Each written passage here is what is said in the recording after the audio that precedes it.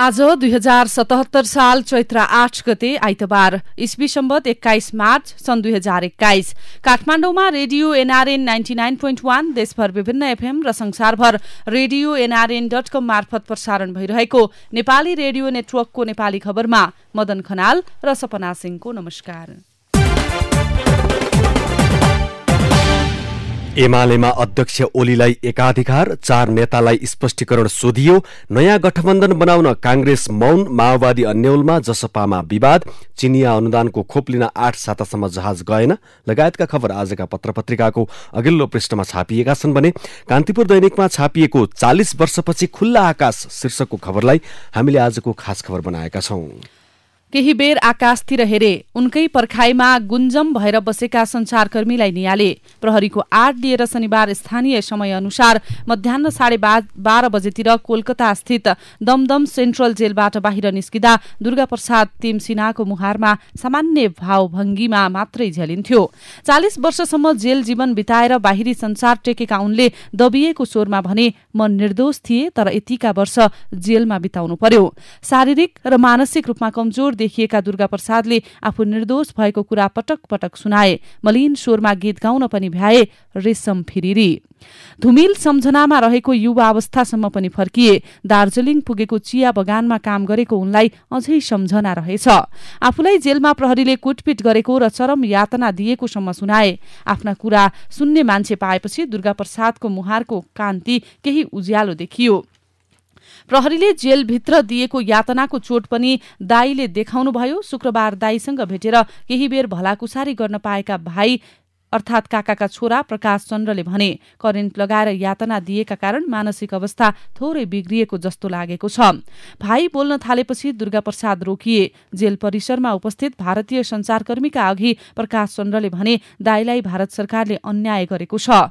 अदालतले दिमागी हालत बिगारिएको अवस्थामा आधार बनाएर क्षतिपूर्तिबाट वञ्चित गराउने सम्भावना देखिएको उनले बताए।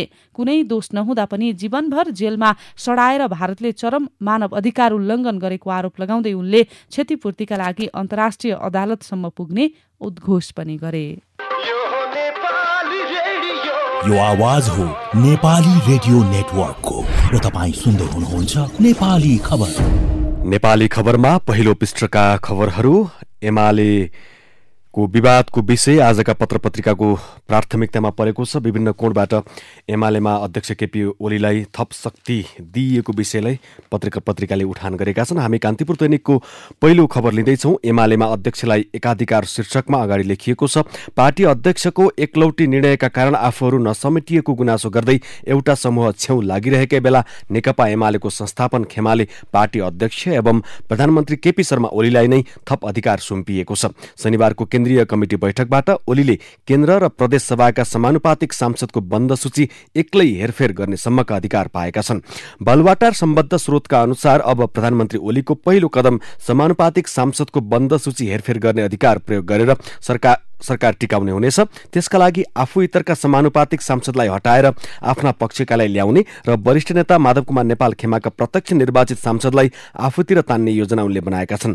जनता समाजवादी पार्टीको बहुमत खेमा पनि आफ्नो पक्षमा आउने र बाँकी 2 वर्ष यही सरकार चलाउने गरी अघि बढ्ने उनको रणनीतिलाई शनिबार बसेको बहुमत केन्द्रीय कमिटी बैठकको निर्णयले थप सहज पारिदिएको हो। ओली एमालेको 9औं महाधिवेशन यताकै बलियो स्थितिमा पुगेका छन्। बैठकले पार्टी केन्द्रीय कमिटी तथा मातहतका कमिटीमा सदस्यहरूको विदायी, मनोनयन तथा कारबाही, निर्वाचन आयोग र अन्य आधिकारिक निकायमा पत्राचार गर्ने अधिकार पनि ओलीलाई सुम्पिएको छ। अब निर्णय गर्न ओलीले पार्टी कमिटीको राय लिइरहनु पर्दैन, आफ्नो मात्रै विवेकले चल्दा हुन्छ। 2071 मा सम्पन्न महाधिवेशनबाट पहिलो पटक अध्यक्षमा चुनिएका ओलीले पदाधिकारी, स्थायी कमिटी र पोलिट ब्युरोसम्म नेपाल खेमाको बहुमत हुनाले पार्टी कमिटीलाई ध्यान दिनै छाडेका थिए। 2075 जेठ 3 मा माओवादी केन्द्रसँग एकीकृत भएपछि सहअध्यक्ष पुष्पकमल दाहालसँग ट्युनिङ मिलेका बेला ओलीले पार्टीमा नेपाल खेमाका नेताहरूको विरोधका बावजुद निर्णय गर्दै आएका थिए। फलस्वरूप एकता भएको 3 महिनादेखि नै वरिष्ठ नेता नेपालले फरक मत राख्दै आएका थिए।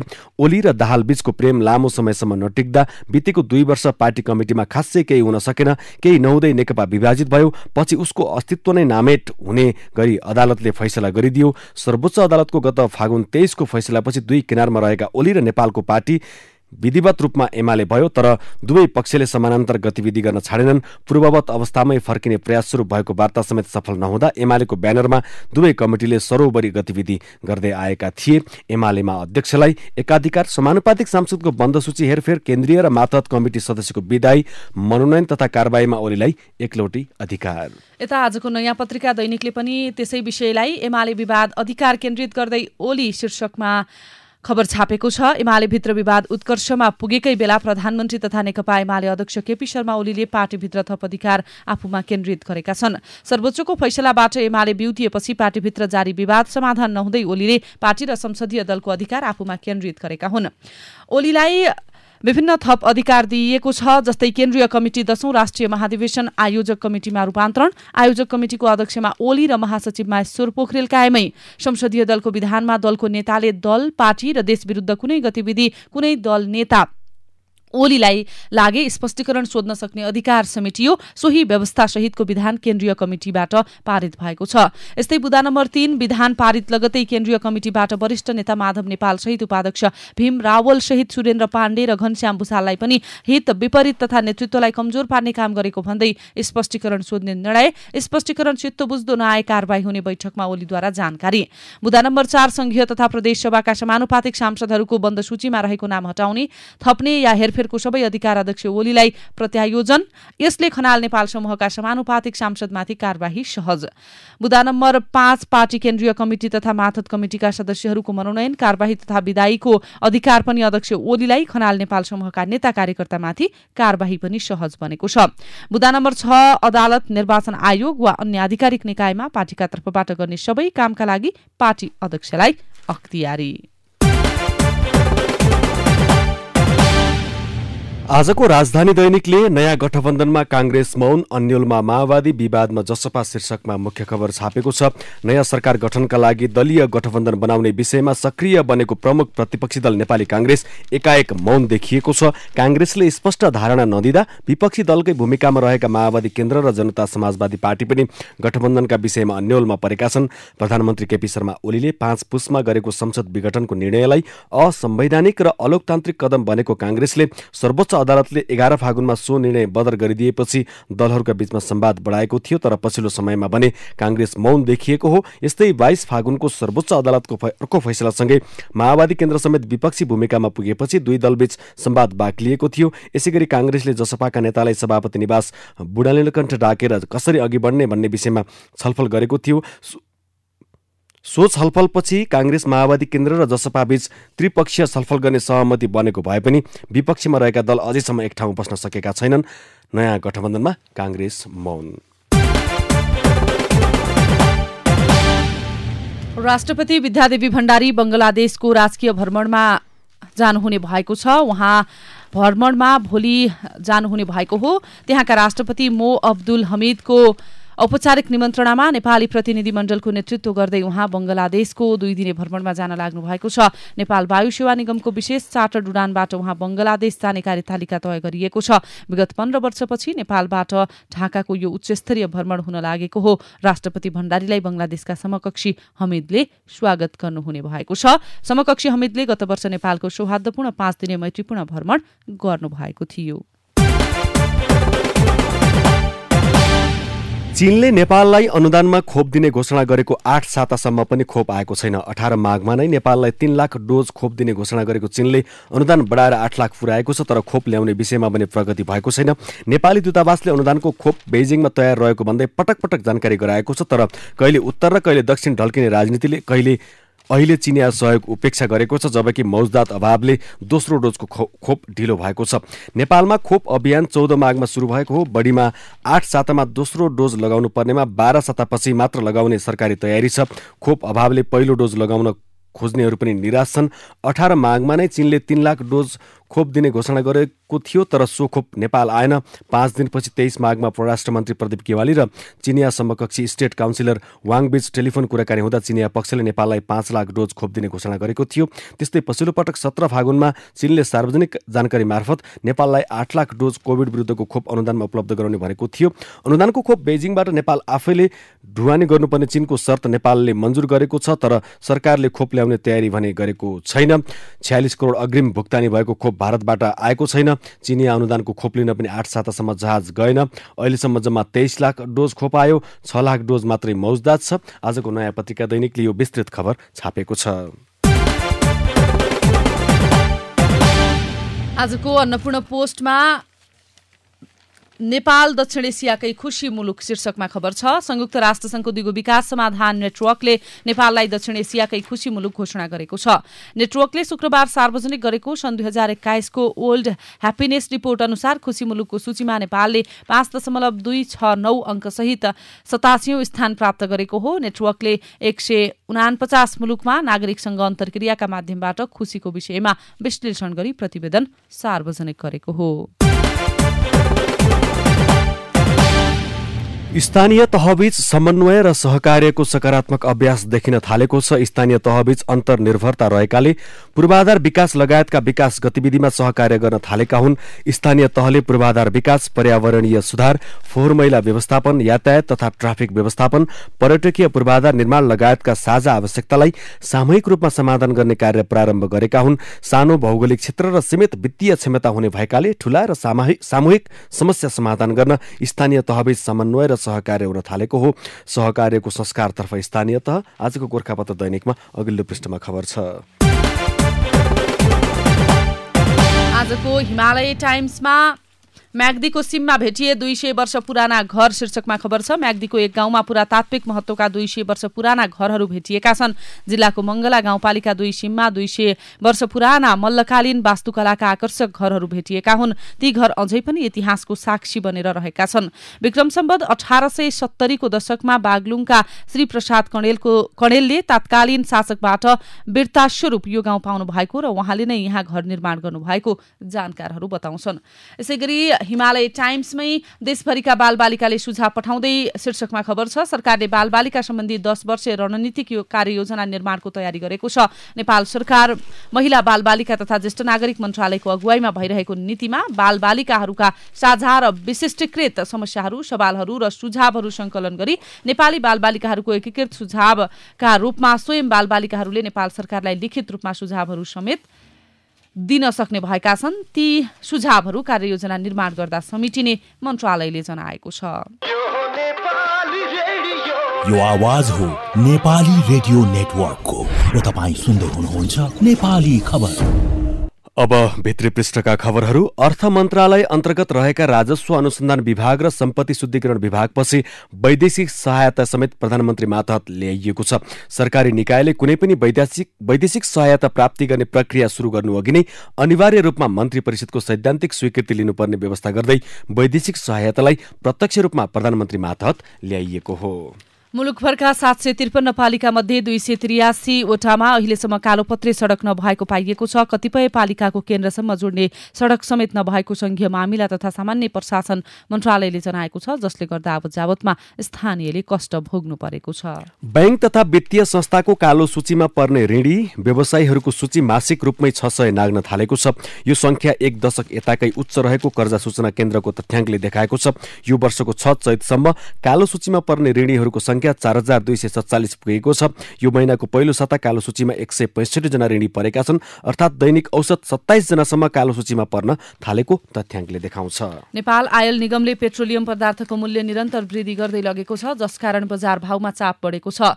चालु आर्थिक वर्षको 9 महिनामा निगमले 11 पटक मूल्य समायोजन गरिसकेको छ, जसमध्ये 2 पटक डिजेलको मात्र भाव बढाएको छ भने अन्य समायोजनमा सबै पेट्रोलियमको मूल्य वृद्धि गरिएको छ। मङ्सिर यता भने इन्धनको मूल्य वृद्धि तीव्र रूपमा अघि बढेको छ। यसैगरी 2 हप्ताभित्र सार्वजनिक सवारी साधनको भाडा वृद्धि नगरी यातायात सेवा नै बन्द गर्ने व्यवसायीले चेतावनी दिएका छन्। नेपाल यातायात व्यवसायी राष्ट्रिय महासंघले भौतिक पूर्वाधार तथा यातायात मन्त्री वसन्त कुमार नेमुवाङलाई भेटी चैत तेस्रो हप्ताभित्र अनिवार्य भाडा समायोजन गर्न आग्रह गर्दै यस्तो चेतावनी दिएका हुन्। केशर महल स्थित प्रबलीकरणको चरणमा रहेको केशर पुस्तकालयले चर्चेको करिब 34 रोपनी जग्गामा व्यापारिक केन्द्र बनाउने योजना अघि सारिएको छ। केशर महल परिसरको स्वप्न बगैँचा विकास समितिमा पुस्तकालय समेत गाभेर शिक्षा मन्त्रालयले उपयोग गर्दै आएको जग्गामा व्यापारिक गतिविधि सञ्चालन गर्न लागि हो। त्यसका लागि विकास समितिले शिक्षा मन्त्रालयमा योजनासहित प्रस्ताव पेश गरेको छ। समिति पदाधिकारी र मन्त्रालयका केही उच्च अधिकारीको मिलोमतोमा सरकारी जग्गालाई व्यापारीकरण गर्न लागि हो। राष्ट्रिय खाद्य बैंक लिमिटेडले जैविक खेती पद्धतिमा जोड दिएको छ। पोषिलो आहारका लागि दिगो कृषि उत्पादन हाम्रो अभियान भन्ने नारासहित स्थापना भएको लगानीकर्ता र पत्रकारबीच साक्षात्कार कार्यक्रममा यस्तो जोड दिइएको हो। राष्ट्रिय खाद्य बैंक लिमिटेडका अध्यक्ष शङ्कर उप्रेतीले असल माटो भए मात्र असल उत्पादन गर्न सकिन्छ भन्दै राष्ट्रिय खाद्य बैंकले 23 वटा जिल्लामा अन्न उत्पादन गर्न लागि र बिस्तारै अन्य तरकारी र फलफूल उत्पादन गर्दै जाने बताउनु भएको छ। कृषि तथा पशुपक्षी विकास मन्त्रालयले आगामी आर्थिक वर्षको नीति तथा कार्यक्रममा कृषिका पुरानै कार्यक्रमलाई परिमार्जन सहित निरन्तरता दिने भएको छ। आर्थिक वर्ष 2078-79 का लागि कृषि मन्त्रालय नीति तथा कार्यक्रमको तयारीमा जुटेको छ। कृषि मन्त्रालयले तयार पारेको नीति तथा कार्यक्रममा कृषिलाई आधुनिकीकरण, यान्त्रिकीकरण तथा व्यावसायिकीकरणमा विशेष जोड दिएको छ। स्थानीयको पहलमा सञ्चालन भएको वायु ऊर्जा बन्द भएको छ। सुर्खेत जिल्लाको बराहाताल गाउँपालिका 3 को हर्रे काँडा बस्तीमा वायु ऊर्जा सञ्चालन गरिएको थियो, तर हाल वायु ऊर्जा बिग्रिएपछि बस्ती नै अन्धकारमा छ। मर्मतका लागि बजेट नभएपछि स्थानीयले लगानी नै डुब्ने चिन्ता गरेका छन्। दुर्लभ जन्तु एक सिङ्गे गैंडा गणनाको तयारी अन्तिम चरणमा पुगेको छ। सोमबारबाट गरिने राष्ट्रिय गैंडा गणना गर्न लागि हो। राष्ट्रिय निकुञ्ज तथा वन्यजन्तु संरक्षण विभागको नेतृत्वमा गणना गर्न लागि हो। चितवन र पर्सा राष्ट्रिय निकुञ्जलाई एउटै ब्लक बनाइएको छ। राष्ट्रिय निकुञ्जमा पर्ने प्रतापपुरबाट गणना सुरु गरिनेछ। यस्तै चैत 17 देखि बर्दिया राष्ट्रिय निकुञ्ज र 19 गते शुक्ला फाटामा गणना गरिनेछ। हात्तीको प्रयोग गरेर गैंडा गनिन्छ। यो आवाज हो नेपाली रेडियो नेटवर्कको र तपाईँ सुन्दै हुनुहुन्छ नेपाली खबर। अब विदेशका खबर। विश्व स्वास्थ्य संगठनले कोभिड-19 विरुद्धको एस्ट्राजेनेका खोप सुरक्षित रहेको दावी गरेको छ। WHOले एस्ट्राजेनेका खोप लगाउन आग्रह गरेको छ। एस्ट्राजेनेका खोपमा भएको अनुसन्धानमा कुनै पनि खराबी नदेखिएको WHO को भनाइ छ। WHO को एक विज्ञ टोलीले हालै एस्ट्राजेनेका खोपको अनुसन्धान गरेको थियो। उता जापानमा शनिबार 6.9 म्याग्निच्युडको भूकम्पपछि सुनामी आउन सक्ने चेतावनी मौसम विज्ञान निकायले दिएको छ। मौसम विज्ञान निकायले उत्तर पूर्वी सामुद्रिक तटीय क्षेत्रका बासिन्दालाई सचेत रहन आग्रह समेत गरेको छ। भूकम्पको केन्द्रबिन्दु मियागी क्षेत्रको प्रशान्त महासागरीय क्षेत्रमा जमिनको सतहबाट करिब 60 किलोमिटर गहिराईमा रहेको जापानी मौसम विज्ञान निकायले बताएको छ। अब खेल र खेलाडीका खबर। राष्ट्रिय टिमका मुख्य प्रशिक्षक बालगोपाल महर्जन, राष्ट्रिय टिमका व्यवस्थापक मधुसूदन उपाध्याय र अखिल नेपाल फुटबल संघ एन्फाका लीग कमिटिका प्रमुख विज्ञान राज शर्माले Nepal super league team Kathmandu रेजर्सको जिम्मेवारी लिएका छन्। अन्तर्राष्ट्रिय प्रतियोगितामा देशकै प्रतिनिधित्व गर्ने राष्ट्रिय टिम र नेपाली फुटबलकै प्रमुख प्रतियोगिता लीगमा रहँदै स्वार्थ बाजिने गरी दोहोरो जिम्मेवारी लिँदै उनीहरू फ्रेन्चाइज टिममा पुगेका हुन्।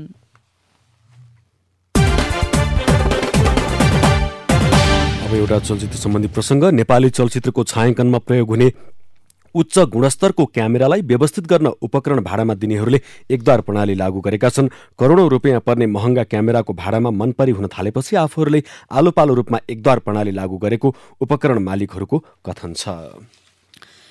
अब विचार विश्लेषणको पालो। सबैभन्दा पहिले गोरखापत्र दैनिकमा छापिएको सबल अर्थतन्त्रको शर्त शीर्षकको सम्पादकीयलाई समेटेका छौं। कोरोनाको कारण विदेशबाट फर्किएका युवालाई स्वदेशमै लगानी र श्रम गर्ने वातावरण बनाउन केही चुनौती छन्। कृषि, पर्यटन र उद्यम यस्ता युवालाई आकर्षित गर्न सरकारले लिएका नीति तथा योजनामा केही सुधारको अपेक्षा पनि गरिएको छ, तर अड्कल गरिए जसरी विप्रेषण शून्य प्राय हुने देखिन्न।